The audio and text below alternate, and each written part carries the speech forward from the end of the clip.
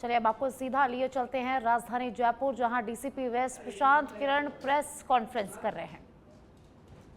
Hotel से पकड़ा गया है, होटल से पकड़ा गया है इसको। तो ये लोग वहाँ से आके यहाँ स्टे करते थे किराए। देखिए, इनका अभी तक जितना मैं आपको बता सकता हूँ, इनको एक होटल से दस्तयाब किया गया था। इनका जो ऐसा रहता था कि ये शहर में वारदात करने के बाद शहर के बाहर कहीं जाकर किसी ढाबे पे रुक जाते थे, वहाँ रुक गए, रात को रुक गए, फिर वापस सुबह अपना काम स्टार्ट कर दिया।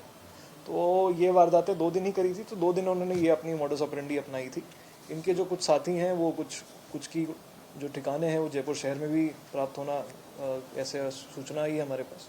तो अभी उसके बारे में ज़्यादा ना डिस्कस करते हुए ये हम आपको बता सकते हैं कि यहाँ ऐसी बात सही है कि इनको होटल से दस्तयाब किया गया है, वहाँ पे इनको रात का रुकना भी ऐसा कंफर्म हो रहा है।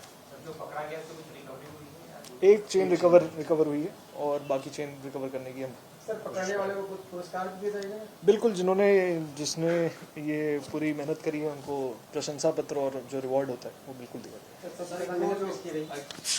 अब ये एक पूरी टीम एफर्ट रहती है, टीम की एक विशेष भूमिका रहती है, उसमें विशेष भूमिका वालों के आपके नाम ऑलरेडी बताएं।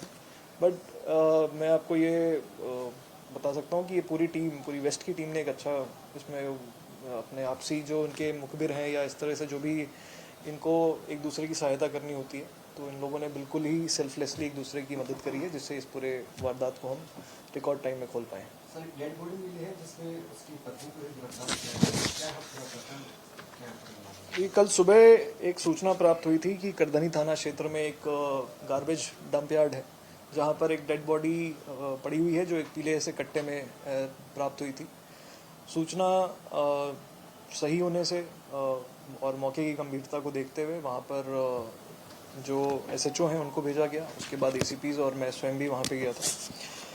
तो वहां मौके पर जो डेड बॉडी थी वो अर्धनग्न अवस्था में थी। एक करीब 35 से 40 के उम्र के व्यक्ति की प्रतीत हो रही थी। उसके बॉडी पर कोई आइडेंटिफिकेशन मार्क्स नहीं थे, उसके कोई आइडेंटिफिकेशन डॉक्यूमेंट्स उसके पास नहीं थे, और प्रथम दृष्टया देखने पर ऐसा प्रतीत हो रहा था कि बॉडी को जलाने की भी प्रयास की गई है।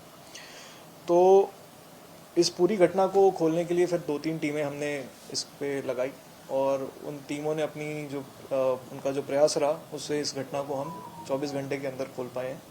ये जो ब्लाइंड मर्डर कह सकते हैं, क्योंकि वहाँ पर ना तो उस व्यक्ति की कोई पहचान के पत्र थे, ना कोई ऐसा हमारे सामने कोई सस्पेक्ट था। तो उसको खोलने के लिए हमने सीसीटीवी कैमरेज को देखा, जो वहाँ के लोकल लोगों थे उनके ग्रुप्स में भी उस व्यक्ति की फ़ोटो को सर्कुलेट किया, और इन सब में एक चीज़ सामने आई कि एक महिला ने बताया कि मेरा पति गुमशुदा है। तो इस सूचना पर एसएचओ खोरा विशल ने डेवलप करते हुए उस महिला को जब पूछताछ करी, और फिर जब पूरी टीम ने इस पर मेहनत करी और सीसीटीवी से उस महिला की मूवमेंट को ट्रैक करने की कोशिश करी, तो उस महिला की जो बयान थे उसमें कुछ विरोधाभास आए।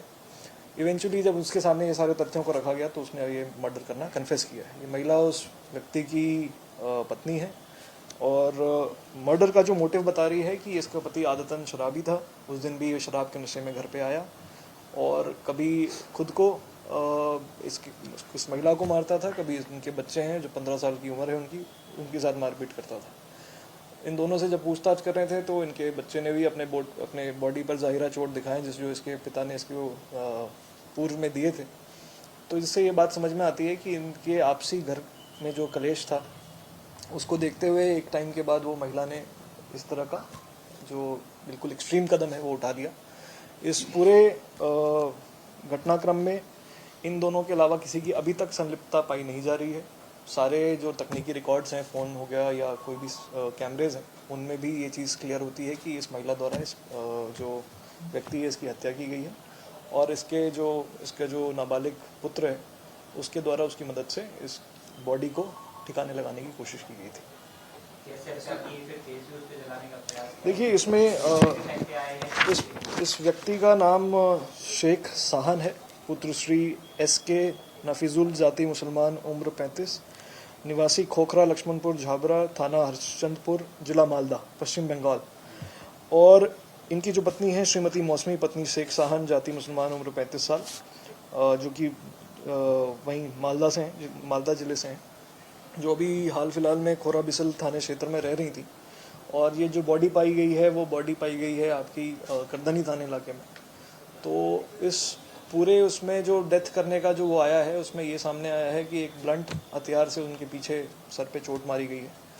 और भी विस्तार से इस चीज़ में वो करने के लिए, विवेचना करने के लिए हमने बोर्ड से, मेडिकल बोर्ड से पोस्टमार्टम कराया है, ताकि जो वो कह रही हैं उसकी पुष्टि भी हो सके और एक एविडेंस के तौर पे भी हम उसको रख सकें। तो अभी तक जो सामने चीज़ें हमारे आई हैं वो ये है कि किसी ब्लंट हथियार से उनके ऊपर चोट मारी गई और इस चोट की वजह से उनकी डेथ हो गई। उसके बाद इनको एक प्लास्टिक के कट्टे के अंदर डालकर बॉडी डिस्पोज करने के हिसाब से, क्योंकि ये कचरा बिनने का काम करती हैं, तो उनको उस पूरे एरिया का अच्छा से उनको अच्छी जानकारी है, तो उनको ये ध्यान था कि वहाँ पर एक गार्बेज डंप यार्ड है, तो वहाँ जाकर इन्होंने अपनी जो ये कचरा बिनने वाली ट्रॉली होती है, जिसको ये खींचते हैं, रिक्शा जैसी जो होती है, उसमें बॉडी को डालकर और एक कट्टे से ढककर वहाँ ले गए और वहाँ जाकर इन्होंने उसको डंप किया।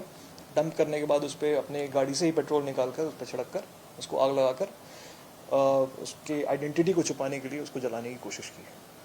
तो ये नहीं, माँ बेटे दोनों के ले जाने की बात सामने आ रही है। उसके जो वीडियो तथ्य हैं हमारे सामने वो भी सामने आ चुके हैं। क्या सर पूरी प्लानिंग थी, क्योंकि जिस दिन ये बर्थडे भी था? नहीं, ऐसी कोई प्लानिंग तो सामने नहीं आ रही, बट ये बात सही है कि काफ़ी समय से ये मारपीट का सिलसिला चल रहा था और कई बार ऐसा होता है कि ऐसे सिलसिले में जब एक बार हद से बात बढ़ जाती है तो एक्सट्रीम स्टेप्स उठा लेते हैं।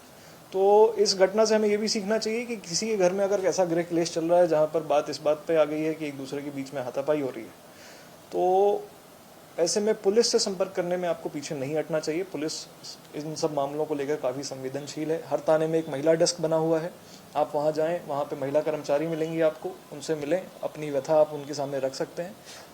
इससे क्या होता है कि एक बार आप पुलिस को इन्वॉल्व करते हैं तो पुलिस अपने स्तर पे उनको बुला के समझाइश कर सकती है, पाबंद कर सकती है। तो कई बार ऐसी चीज़ें यहाँ तक बढ़ने से पहले ही रुक जाती हैं और वो जो एक व्यक्ति की जान चली गई जो कि अनफॉर्चुनेट है और इनके ऊपर ये मुकदमा लगेगा, अभी इनकी ट्रायल